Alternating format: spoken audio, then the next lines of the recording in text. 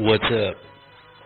My name's Christopher, and this is my vision from God. I live in Las Vegas, 38 years old. In 2008, I had a dream, a vision from God. And my dream started off pretty regular. It was a bright and sunny day, and I was on the cell phone talking with my uncle, and we were just talking. I know I was cussing, listening to the radio, and that's when everything changed.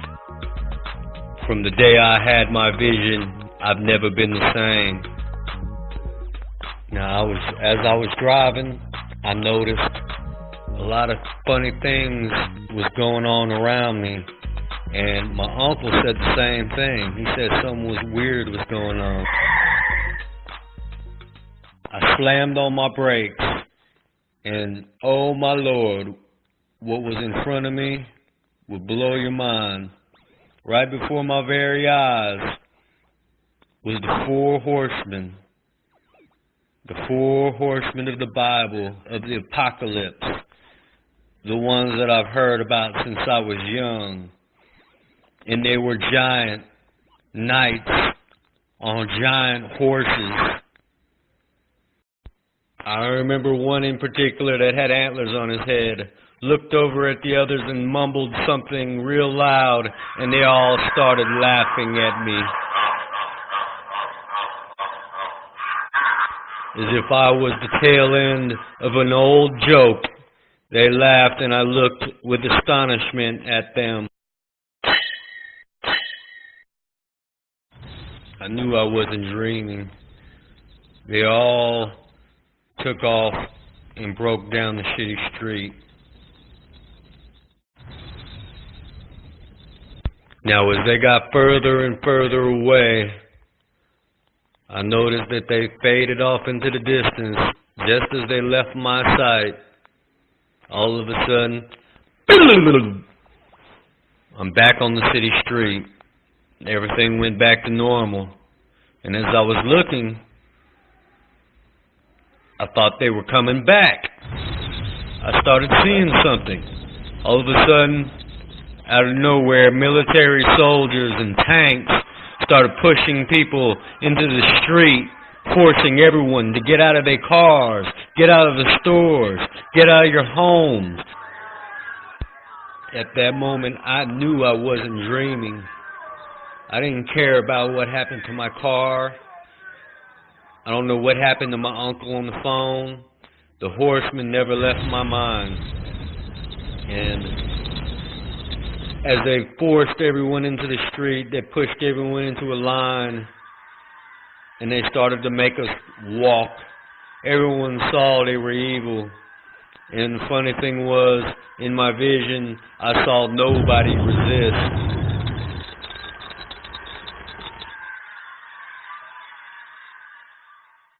So they made us walk, and we walked, and we walked. I knew at any moment I would wake up, but the Lord did not wake me up, for I was walking.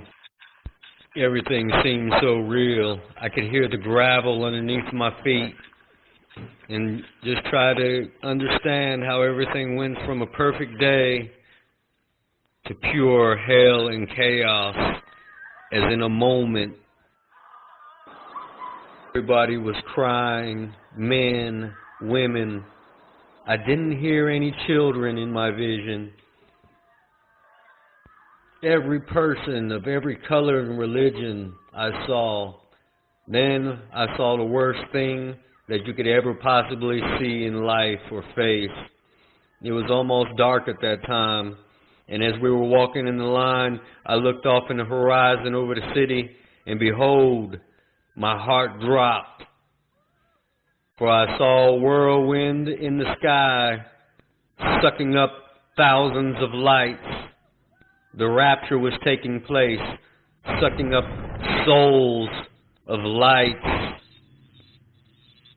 And the Lord was taking His children, and I knew I knew right then and there that I was left behind. And I did not know what to do or think, and everybody saw what I was seeing. But what about me, I thought? What about me? Was I condemned for eternity? Was I on my way to hell? The Lord still did not wake me up. And I'm still walking in this line. I knew this was real. So we walked, and then we came to a checkpoint. In the distance I was looking, and as I saw the evil men that I passed, looking deeper and darker as we got closer and closer to a facility, to a border checkpoint, we had finally made it to their destination. I remember their faces, their evil demonic faces staring at us. As we got closer and closer, we came to a point, and I thought to myself, am I going to hell? They rounded people up. Thousands of people rounded up, shoved in this line and forced to this border crossing. They were watching us all close. I saw them pushing people over a line ahead of me. And I heard people crying and screaming. And as soon as they crossed the line, they were marked. A big knot would come out of their head.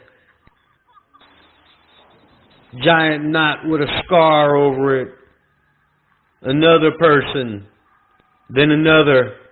And then some people I noticed a knot would pop out of their arm. So it's either the arm or the forehead. I don't know what the difference was, but that's what I saw in the faces of these evil men. And then came I. Get in the line, they yelled as they pushed me across the line. Now I remember looking at my arm, and as soon as I crossed, bam! A big old knot would pop out of my arm with a big scarish looking thing over it. And I knew we had been marked. And the hideousness of it, I couldn't stand, so I covered it with my shirt and I started walking. It didn't matter where you walked from there. I followed the others and went toward a huge concrete building. And I knew from there we were marked because no one followed us from there. I could hear crying in the distance. So I walked in to a giant concrete room. And as I looked around, I saw an entrance and I heard other people crying. So I walked toward that room to see what was going on. Weeping and wailing, rooms full of people crying. Everyone knew in their minds that we were going to hell or we are on our way to be executed. We were left behind. A moment later, a girl who I seemed to have known before from my past came running up to me, and I told her I have sinned too much, and I pushed her away, and she walked away sobbing. I remember sliding my back down the wall and crouching and putting my head between my knees and crying to the Lord. I even thought about what was next, what they were going to do to us. My eyes were closed. The horror I felt was so real, y'all. You read the Bible, well? Yes. Well, there's this passage I got memorized on this. Ezekiel 25:17. The path of the righteous man is beset on all sides by the iniquities of the selfish and the tyranny of evil men. Blessed is he who in the name of charity and goodwill shepherds the weak through the valley of darkness, for he is truly his brother's keeper and the finder of lost children. And I will strike down upon thee with great vengeance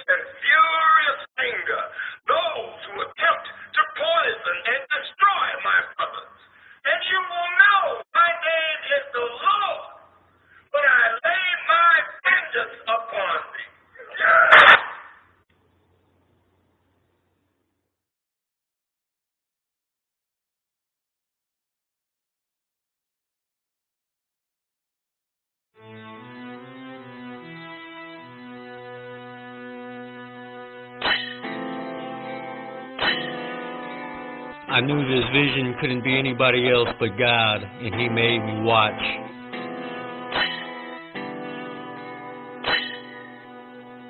I watched to the very end. If growth is too weak, well, then we can't withstand weakness overseas. So good news is bad news, and bad news is bad news. Just as I thought it was over, there's still hope.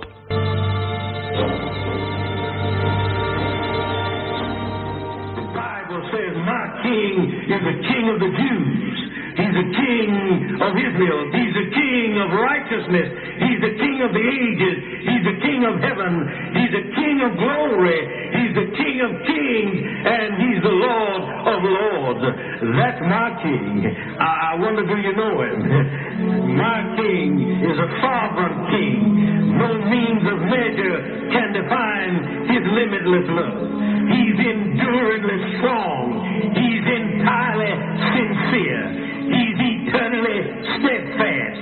He's immortally graceful. He's imperially powerful. He's impartially merciful. Do you know Him? He's the greatest phenomenon that has ever crossed the horizon of this world. He's God's Son. He's a sinner's Savior. He's the centerpiece of civilization. He's unparalleled. He's unprecedented. He is the loftiest idea in literature.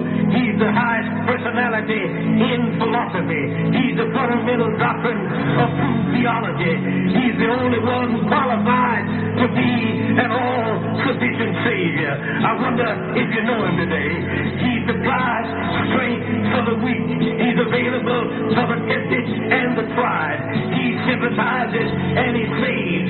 He strengthens and sustains. He guards and He guides. He heals the sick. He cleanses the lepers. He forgives sinners.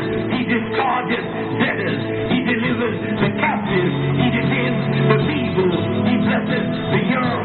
He serves the unfortunate. He regards the aged. He rewards the diligent. And He purifies the meek. I wonder if you know Him. He's the key to knowledge. He's the wellspring of wisdom. He's the doorway of deliverance. He's the pathway of peace. He's the roadway of righteousness.